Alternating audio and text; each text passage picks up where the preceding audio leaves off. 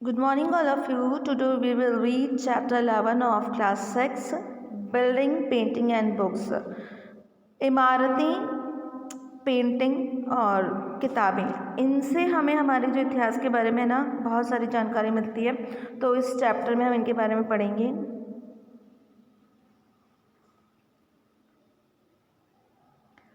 अब इसमें Marutswamy and iron pillar. Maruswamy was so excited his brother had propelled his wheelchair all along the dusty stony path past the towering Qutub Minar and up the metal ramp. It had been touched, but now he was here in front of the famous iron pillar.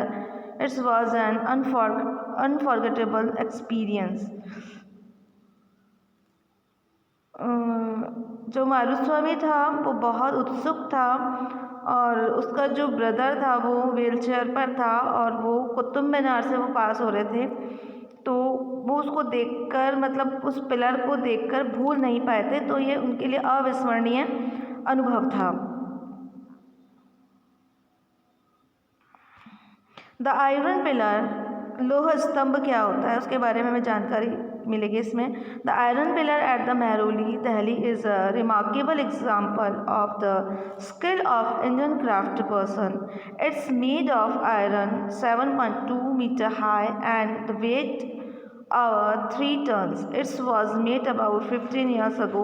We know the date because there is an inscription on the pillar mentioning a ruler named Chandra who probably belonged to the Gupta dynasty. Chapter 10. What is amazing in the fact that the pillar has not rusted in all these years. मतलब जो लोह स्तंभ मेहरौली का है वो दिल्ली में है और अद्भुत एक एग्जाम्पल है भारतीय कलाकृति का। ये लोहे का बना हुआ है, 72 पॉइंट इसकी हाइट है, इसका वेट 3 टन्स के लगभग है और 1500 ईयर्स अगो यानी कि 1500 साल पहले से बनाया गया था। We know the date because there is an inscription on the pillar mentioning a ruler named Chandra who probably belonged to the Gupta dynasty. और हमें ये डेट कैसे पता लगी कि ये कब का बना हुआ है, क्योंकि इसके ऊपर लिखा हुआ है और उस समय के राजा चंद्रगुप्त का नाम लिखा हुआ है जो कि गुप्त साम्राज्य से था।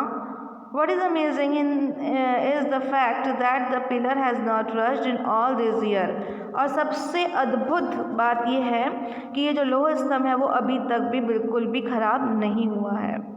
Building in bricks and stone. The skill of a craftsperson are also apparent in the buildings that have survived, such as stoop. The word stoop means a mound. While there were several kinds of stoops around and tall, big and small. These have certain common features. Generally, this is a small box placed at the center of the heart of the stoop.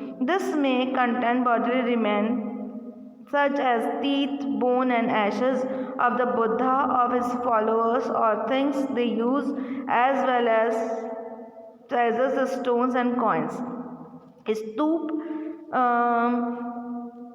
स्तूप जो है वो बुद्ध और उनके जो जितने भी अनुयायी हैं उनके ऊपर बनाया हुआ है। मतलब जब उनका मृत शरीर होता है तो उसके ऊपर स्तूप बनाया जाता है, तो उसमें उनके जो बोन्स हैं, एशेस है और टीथ है वो सब कुछ रखे हुए हैं और जो कि बहुत, और उसके साथ में ये लोग कुछ कीमती चीज़ें जैसे कि कीमती बर्तन और कीमती सिक्के वो भी रख देते थे। तो ये होता है स्तूप जो कि शहर के बीच में बनाया गया था और बौद्ध और उनके अनुयायियों की याद को बनाए रखने के लिए स्तूप बनाए गए थे और उनकी जो चीज़ें हैं वो अभी भी वहाँ पे सुरक्षित रखी हुई हैं। This box known as the relic casket was covered with the earth. Later, a layer of the mud brick of baked brick was added on top, and then the dome-like structure was something covered with the curved stone slabs, often a part known as the प्रदक्षिणा पथ was lead around the स्तूप। तो ये जो चित्र दिखाया गया है, इस तरीके का स्तूप बनता था, गोल गुंबदनुमा बनता था, और जो मृत शव होता था उसके ऊपर एक वो तो पृथ्वी के अंदर होता था, लेकिन उसके ऊपर एक कोटिंग की जाती थी, उसमें उसके मृत शरीर के साथ जो कीमती वस्तुएं वो रखी जाती थी, सुरक्षित रखी जाती थी, और इस तरीके से गोल गुंबदनुमा ये स्तूप होता था। और इसके जो चारों तरफ, मतलब ये जो स्तूप बना है, इसके चारों तरफ जगह छोड़ी जाती थी, जैसे कि पथ प्रदर्शन है, यानी कि जैसे कि हम मंदिरों में चक्कर लगाते हैं भगवान जी के चारों तरफ, उसी तरीके से स्तूप के वो लोग चारों तरफ चक्कर लगाते थे, तो उसे पथ प्रदक्षिणा कहते हैं, जो कि मंदिर के बाहर की तरफ जैसे छोड़ी जाती है, वैसे स्तूप के बाहर की तरफ एक जगह छोड़ी जाती थी, उसको पथ प्रदक्षिणा कहते हैं, जिसके वो चारों ओर चक्कर लगाते थे। This was surrounding with the railing, और उसके चारों तरफ रेलिंग होती थी। Entrance to the path was through gateway, और यहाँ जो पथ प्रदक्षिणा है, इसका जो मेन गेट होता था, एक मेन द्वार होता था। डिवोटीज वॉकड अराउंड द स्तूप, और जो लोग आते थे वो उस स्तूप के चारों ओर चक्कर लगाते थे इन क्लॉकवाइज डायरेक्शन। किस तरह से लगाते थे? Clockwise direction, as a mark of the devotion. वो railing as the gateway was often decorated with the stupas. तो जो ये रेलिंग और जो पथ प्रदक्षिणा का जो मेन मुख्य द्वार होता था, उसको डेकोरेट किया जाता था। Find Amaravati on map 7। This was a place where magnificent stupa once excited. तो अमरावती जो है, उस जगह पर एक बहुत ही सुंदर सा स्तूप बना हुआ है। ये देख लीजिए ना, यहाँ पे ये जो पिक्चर है, ये अमरावती का स्तूप है। The great stupa at Sanchi, Madhya Pradesh. Stupas like one were built as ये सांची का स्तूप है ये वाला तो।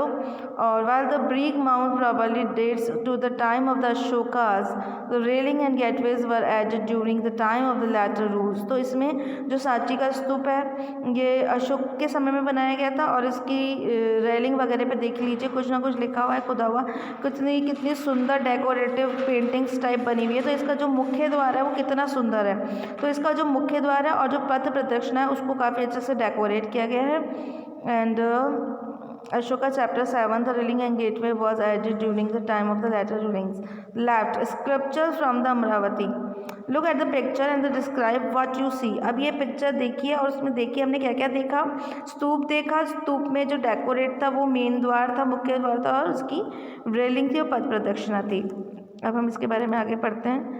This was the place where many of those carvings for the decorating the stoop were made about 200 years ago। तो ये एक जगह थी जो कि बहुत ही, जहाँ पर सुंदर सा स्तूप बना हुआ था, और उसको बहुत ही पत्थरों के साथ और सुंदर तरीके से इसको स्तूप को सजाया गया था। 2000 साल पहले का ये स्तूप है। Other buildings were hollowed out of rocks to the make artificial caves. जो दूसरी इमारतें थी उसमें आर्टिफिशियल केव्स बनाई गई थी। Some of this were very elaborated decorated with the sculptures and the painting walls. उसमें से कुछ दीवारें जो हैं वो काफ़ी डेकोरेटिव हैं, जिस पे पेंटिंग बनी हुई है ना। Some of the earliest Hindu temples were also build as that time. और इस समय कुछ पुराने मंदिर हैं वो, उनका भी निर्माण हुआ था।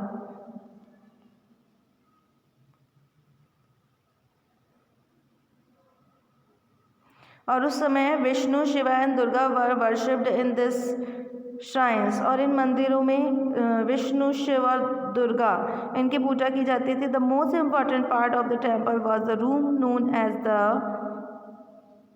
गर्भगृह। और जो ये टेम्पल है, इसका जो रूम को गर्भगृह कहा जाता है, where the image of the chief deity was place, जहाँ पर की मुख्य देवता की मूर्ति लगी हुई है। It was here that priests perform religious rituals and devotees the offers worship to देती।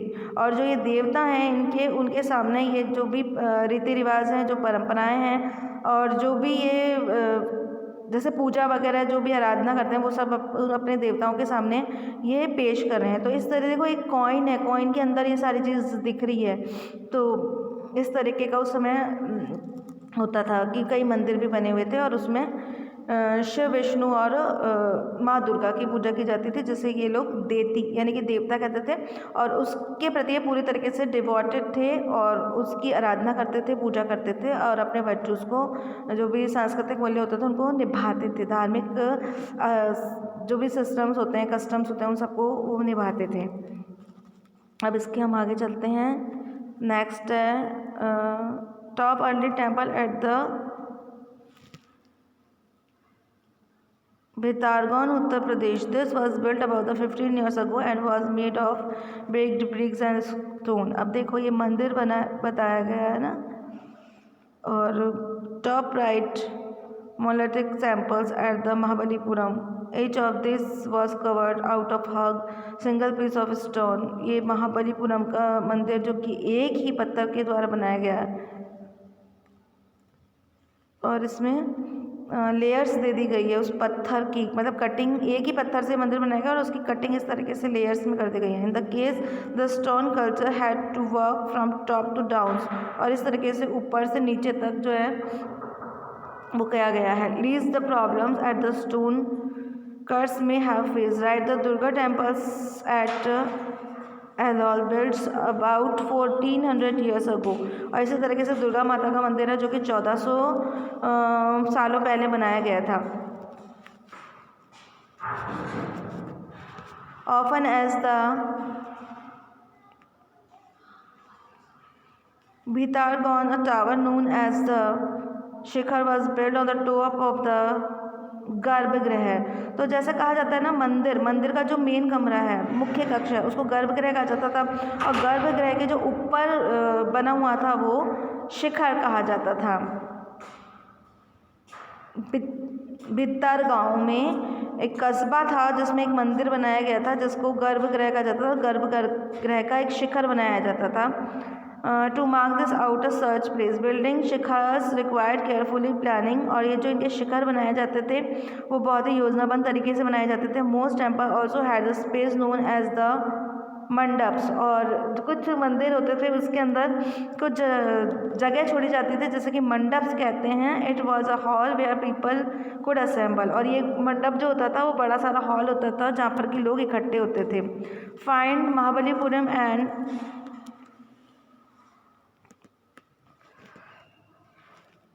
Ahali on map 7 page number 105। Some of the finest stone temples were built in this towns. और ये देखिए अपने मैप में महाबलीपुरम अहॉल करके एक temple है जो कि इसके अंदर आपको पिक्चर में दिखाया गया है। How were stupas and temples build, किस तरीके से स्तूप और टेम्पल बनाए जाते थे। There were several stage in the building a stupa और a temples. Usually kings and queens decided to build this as this was an expensive affair. First, good quality stone had to be found, quarried, and the transport to be placed that was often carefully chosen for the new buildings. These rough blocks of stones had to be shaped and curved into the pillars and panels for walls, floors, and the ceilings, and then these has to be placed in the precisely the right position. तो किस तरीके से ये स्तूप और मंदिर बनाए जाते थे कि सबसे पहले तो राजा और रानी डिसाइड करते थे कि उन्हें कोई इमारत बनानी है और उसके ऊपर वो खर्चा करने को तैयार होते थे। फिर उसके लिए वो एक गुड क्वालिटी का स्टोन ढूंढते थे, और फिर वो स्टोन यदि बाहर मिलता था तो वहाँ से मंगाया जाता था, वह एक नई इमारत बनाई जाती थी। और जो स्टोन है उसको बहुत ही खूबसूरती के साथ अलग अलग शेप दी जाती थी, अलग अलग कर्व दिए जाते थे, और इतना सुंदर उस पर कलाकृति बनाई जाती थी। और जो वॉल्स हैं उनको भी बहुत अच्छा तरीके से उसके ऊपर सुंदर सुंदर कलाकृति बनाई जाती थी। ऊपर की छतें बहुत खूबसूरत बनाई जाती थी। तो इस तरीके से उस समय की जो इमारतों पे बहुत ज़्यादा राजा रानी जो है वो धन खर्च करते थे, और बहुत खूबसूरत इमारतें उस समय की और मजबूत इमारतें होती थी। Monastery from Orissa. This 2 stories building was carved out the rock surface. Notice the entrance to the rooms. Jaina monks lived and meditate in these rooms. ये जो पिक्चर दिखाई गई है इसके अंदर, ये उड़ीसा में है। उड़ीसा में स्थित है और यहाँ पर जैन जो अनुयायी हैं वो रहते थे, जैन धर्म के लोग, और यहाँ पे वो अपनी प्रेयर वगैरह करते थे। तो और ये जो बनाई गई है इमारत वो 2 मंजिला है, जो कि किसी चट्टान के अंदर देखिए कितनी खूबसूरती से बनाई हुई है। इसमें चट्टान को तोड़ा नहीं गया है, चट्टान को मॉडिफाइड कर दिया गया है और उसके अंदर ये इतने सुंदर सुंदर कक्ष बनाए गए हैं और इतना ब्यूटीफुल, देखिए कितना सुंदर इसके अंदर वर्क किया गया है। Very nice. Kings and queens probably spent money from their treasury to pay the craft person who worked to build this splendid structure. तो जो उस समय के जो राजा और जो रानी हैं वो ऐसे जो कलाकार होते थे जो या फिर ऐसे विशेष मजदूर होते थे जो कि बहुत सुंदर इमारतें बनाते थे और उनको बहुत सुंदर रूप देते थे, उनके ऊपर बहुत खर्चा किया करते थे और बहुत खुश होते थे। Besides, when devotees came to visit the temple or the stupa, they often brought gifts which are used to decorate the buildings. For example, an association of the every workers paid for one of the beautiful gateways and at Sachi. तो बाहर से जो भी लोग देखने आते थे इमारतों को तो वो बहुत अच्छे गिफ्ट दे के जाते थे ताकि इन इमारतों को और अच्छा बनाया जाए और इनके जो बनाने वाले कलाकार हैं उनको भी ये गिफ्ट दिए जाते थे। जैसे कि सांची का जब स्तूप बना उसका जो मुख्य द्वार जब इतना खूबसूरत बना तो फिर उसकी कलाकृति के लिए गिफ्ट देकर गए थे। Among of others who paid for the decoration for the merchant, farmer, garland markets and performers, smith and the hundred of men and women who are known only by their names which are inscribed on the pillars, railing and walls. तो जिन भी लोगों ने इन इमारतों को सजाने में अपनी भूमिका निभाई है, चाहे वो कोई भी औरत हो, चाहे मतलब पुरुष हो या स्त्री हो, चाहे वो मतलब व्यापारी हो, किसान हो या लोहार हो, एवरीवन जिसने भी उस इमारत में कोई भी भूमिका निभाई है, मजदूर हो, उन सब के नाम उस पिलर के ऊपर लिखे हुए हैं। So when you get the chance to visit any of these buildings, remember how several hundreds of people probably worked to construct and decorate them. तो जब हम इन खूबसूरत इमारतों को देखने जाते हैं तब हमें पता लगता है कि कितने सारे लोगों ने मिलकर, हज़ारों लोगों ने मिलकर इन इमारतों का निर्माण किया है, क्योंकि उन सब के नाम इस पर है कि उसने क्या काम किया है। Make a diagram like the one of page, और ये आपको डायग्राम बनाने के लिए कह रहा है और बिल्डिंग द टेम्पल ऑफ स्तूप, और इस तरीके का स्तूप बनाने को कह रहा है। अब इसका जो नेक्स्ट पार्ट है मतलब चैप्टर का वो हम वीडियो के नेक्स्ट पार्ट में इनके सेकंड वीडियो में पढ़ेंगे। Thank you so much.